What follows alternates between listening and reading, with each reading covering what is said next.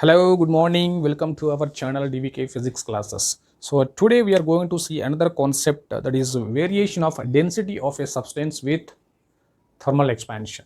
Okay, variation of density of a substance. So here we are going to see a solid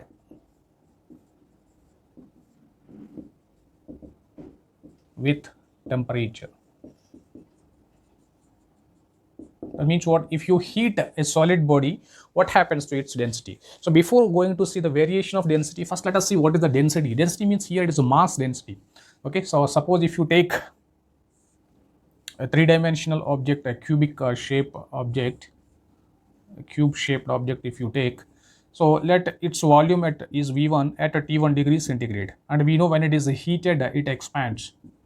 Okay, when it is heated to T2 degrees centigrade, it expands, and obviously volume increases, and we have already seen volume expansion of solids in the previous video. So final volume becomes initial volume 1 plus gamma into delta T. So what is gamma here? Gamma is the coefficient of cubical expansion of the solid, or coefficient of volume expansion of the solid, and delta T is rise of temperature. Okay, so delta T is equals to T2 degree centigrade minus of T1 degree centigrade.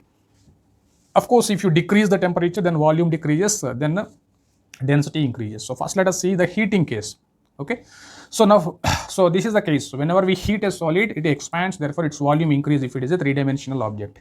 Now what is the density of a substance actually? So mass density, or density if you denote by symbol rho, and it is the total mass of object upon total volume of the object. Okay, total volume. So let this m1 is the mass of the substance at T1 degree centigrade. Okay, so from this rho is equals to mass upon volume, or implies mass is equals to density into volume. So this is the relation between density of a substance, mass, and its volume. Okay, so now we are going to see the variation of its mass density with respect to temperature. Whenever we heat a solid, what happens to its density? Means mass per unit volume. Means what? If you consider 1 centimeter cube volume inside the material, in that volume how much mass is present? Okay, so that is called its mass density, right? So this is the relation. So let m1 is the mass of substance at T1 degree centigrade, and v1 is the volume of substance at T1 degree centigrade, and let rho1 is its volume at T1 degree centigrade. Means what? m1, v1, rho1 are the mass, volume, and densities at same temperature T1 degree centigrade. Now when we heat it to when we heat the solid to another temperature rho2, what happens to its density? So that is our task. We need to find it out. But one thing we have to remember, that is mass of the substance does not change with the temperature. Why? Mass means what? Mass depends on the number of molecules present. So when we are heating a substance, okay, so it's not beyond its melting point and then beyond its vapor point. Okay, boiling point. So without changing, so whenever we are heating a substance here in thermal expansion, it's by default without its change of state. Okay, it should not convert to liquid to gas. It's not happening. Okay, so only its temperature is going from one value to another value, but the same state will exist, the same solid state only. So that means what? Here when we raise the temperature from one to another, the number of molecules present inside the body does not change. So if the molecules will not go out or molecules will not add, obviously mass of substance should remain. So therefore here the conclusion is, main point is here, mass of the body does not change with the temperature. So therefore, and similarly mass m2, volume v2, and rho2 are at T2 degrees centigrade, say for example. Okay, since mass does not change with the temperature, mass remains same. So from this relation, product of initial density into initial volume must be equals to final density into final volume. Yes or not? Here mass equals to density into volume. The relation between mass, density, volume is given by this one. So initial mass must be equals to final mass, because they will not change. Mass does not change, right? So therefore here rho1, v1, so rho2. But what is v2? Whenever we raise temperature, volume increases. So what is the final volume here? It is again v1 into 1 plus gamma into delta T. Okay, so here v1 gets cancelled. So therefore here rho2 is equals to rho1 upon 1 plus gamma into delta T. So this is the final density of the substance. So if you observe here in denominator, this value is greater than 1. Yes or not? So 1 plus something, okay, whatever may be the small value of gamma, but it is always 1 plus some value. So that means what? Denominator is greater than 1, means what? Obviously here rho 2 is less than rho 1. That means what here? Whenever we are heating a solid, its density decreases. Okay, its density decreases. Whenever we cool a solid, then its density increases. So that is the conclusion. When we heat a solid substance, its density decreases with the temperature. So implies density of a solid decreases with rise of temperature. So that is the conclusion. So from that, rho 2 can be written as rho 1 into, okay, 1 plus gamma delta T whole power minus 1. So that can be written as rho 1 minus of gamma into delta T according to this binomial expansion 1 plus x whole power n or minus n is equals to 1 minus of nx. Okay, so from this binomial expansion, so we can write like this. Okay, so 1 minus n is here minus 1. Okay, or otherwise here 1 plus nx, whatever it may be, n can be negative or positive. So here 1 plus nx, here n is minus 1, therefore here minus 1, if you substitute 1 minus gamma into delta T will be there. Okay, this is only approximate value. Okay, after means what? We are applying here a approximation. Higher order terms in the binomial expansions are neglected. After neglecting that higher order terms, the relation between final density and initial density is given by this one. But strictly speaking, we have to find out final density from this formula. Okay, it is 1 plus gamma into delta T. From this formula, we need to find out what is the final density. This is only approximate value. Okay, so this is the final density after raising the temperature by delta T degrees centigrade. Right, so now let us solve one question based on this. So the density of gold at 20 degrees centigrade is 19.30 gram per centimeter cube. Find the density, find its density at 90 degrees centigrade.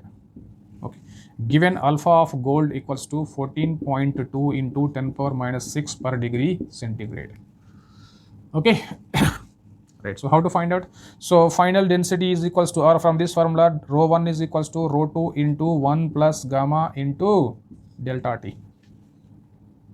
So this is the formula. So therefore initial density we know, and gamma value we should find it out. How should we find out gamma? Here it is given, alpha is given, linear expansion coefficient of alpha is given. So how to get the gamma value? So we know gamma is equals to 3 alpha if the solid is assumed to be isotropic solid. Okay, for isotropic solids, gamma is equals to 3 alpha. Okay, so therefore here if gamma is given, so from that gamma value we can find, sorry, alpha is given, therefore gamma we can find out it is 3 into 14.2 into 10 power minus 6 per degree centigrade is gamma value. And rise of temperature is how much? Rise of temperature 90 degrees centigrade minus of 20 degrees centigrade is equals to 70 degrees centigrade. So we know the initial density value, how much? It is 19.30 na. So 19.30 gram per centimeter cube is equals to rho 2 into 1 plus gamma is how much here? 42.6 into 10 power minus 6 into 70. Okay, so this is our equation for finding. So therefore rho 2 is equals to 19.30 gram per centimeter cube. Okay, so divided by here 42, here 7 is there. Okay, so here 10 power minus 5 will become, so 7 into 42, 42.6 into 7 na? So 7 4s are 42, 7 2s are 14, 14 plus 4 18, 7 4s are 28 plus 1 29, so 298.2. So if you approximate it to 300 degrees centigrade. Okay, so once again, so 7 4s are 42, 7 2s are 14, 14 plus 4 18, 7 4s are 28, 28 plus 1 29, so 298.2. Okay, so if you approximate it to 299, or rather simply I am taking it as a 300. Okay, approximate value. So 300, okay, into 10 power minus 5. So 300 into 10 power minus 5 means what here? 300 into 10 power minus 5 equals to 0.00300. Okay, so this is the value. So here it is divided by 1 plus 0.00300. So therefore it is 19.30 divided by here it is 1.0030. Okay, so it will be around some 19.24 something will be there. Okay, so whatever maybe the simplification, you just do it. So this is the procedure. Okay, how to find out the variation in density with respect to temperature. Okay, right. So let us see another simple topic, that is variation of moment of inertia of your body with respect to temperature. So moment of inertia of your body with respect to temperature, how to find it out. And so next concept is, so variation of moment of inertia, okay, with temperature. So these are all applications of thermal expansion of solids, right? See here I am having a rigid support. From that rigid support, or otherwise let us take here one pendulum of mass m. Okay, so here an axis is there like this. Okay, here an axis is there like this. So fixed to this, okay, there is a bob, simple pendulum, and this is for some metal wire. Okay, and here also some metallic bob of mass m is there. Let that length of the bob or pendulum, let it be L. Okay, so now when this is bob is, say for example, when the bob is rotating with respect to this axis, it's not a simple pendulum. Say for example, it is making complete oscillation. Assumption, let us assume that whenever it is making complete oscillation, or it is revolving around this axis, then what happens? Or otherwise you can take it as a simple pendulum also. Suppose a simple pendulum of length L is making oscillations with respect to this axis. Now obviously due to rise of temperature, the length will be changing, because see for example in winter season and summer season, so in both the cases the length of the wire will not be same, because there will be a temperature change. Obviously length also will be changing.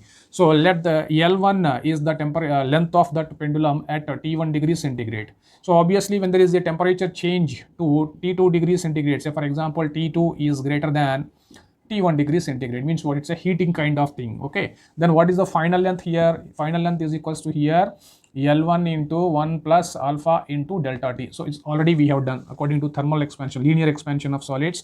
Final length is equals to initial length into this much. Okay, right. Now, and coming to the definition of moment of inertia. So for a particle of mass m, okay, so making rotational motion with respect to an axis, moment of inertia is defined as ml square, where L is perpendicular distance of mass from the axis of rotation. Okay, this mass is making, okay, rotation about this. For example, about this axis, if the bob is moving, rotating like this, then its moment of inertia about this axis is equals to mass times its perpendicular distance, means what, here length only. So it is equals to here m into L square. Okay, so let at T1 temperature, L1 square is the, L1 is the length of this or distance, perpendicular distance between axis and this mass, let it be L1, and when it is at a T1 degree centigrade. Okay, right. So now when the temperature changes to L2, let the length all obviously will be changing. So mass does not change. That's what we said in the last concept also. Mass does not change during rise of temperature, because the content of matter, molecules, number of molecules will remain same only. So mass remains same, but only the length of pendulum will be changing. So therefore now let the final moment of inertia. So let this is a initial moment of inertia. Moment of inertia at T1 degree centigrade, or otherwise before heating, otherwise we can say. And this one is a final moment of inertia, or otherwise moment of inertia at T2 degree centigrade, or moment of inertia after heating. The moment of inertia of the mass m with respect to that axis at T2 degree centigrade is given by this one.